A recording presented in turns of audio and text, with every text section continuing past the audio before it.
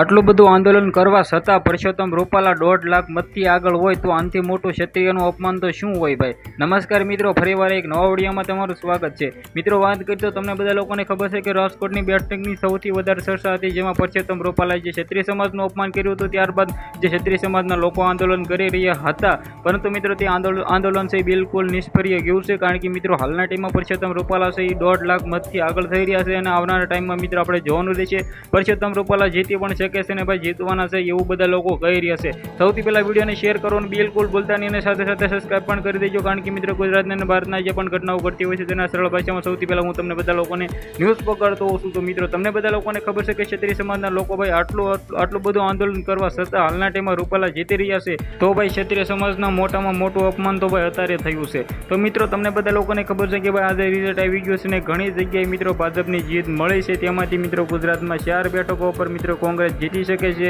સાથે મિત્રો વાત કરીએ તો બનાસકાંઠામાં ગેનીબેન જીતી ગયા છે। સાથે મિત્રો વાત કરીએ તો ભરૂચમાં ભાઈ શેતોભાઈ વસાવા પાછળ છે, મનસુખ છે એ આગળ છે। મિત્રો આવનારા ટાઈમમાં સૌથી પહેલાં રિઝલ્ટ મળશે, સૌથી પહેલાં આપણી ચેનલમાં ઓલરેડી વિડીયો અપલોડ થવાનો છે, તો સબસ્ક્રાઈબ તો જરૂર કરી નાખજો। આ વિડીયોને શેર કરવાનું બિલકુલ બોલતા નહીં, કારણ કે મિત્રો જે રીતે પરસોત્તમ રૂપાલા વિરુદ્ધ મિત્રો જે આંદોલનો કરવામાં આવ્યા છે એ બિલકુલ નિષ્ફળ ગયા છે। આવનારા ટાઈમમાં મિત્રો પરસોત્તમ રૂપાલા જીતી ગયા છે। આના વિશે શું કેવું છે કમેન્ટ કરવાનું બિલકુલ બોલતા નહીં। આજના વિડીયોમાં આટલી માહિતી, ફરીવાર એક નવો વિડીયો મળીએ।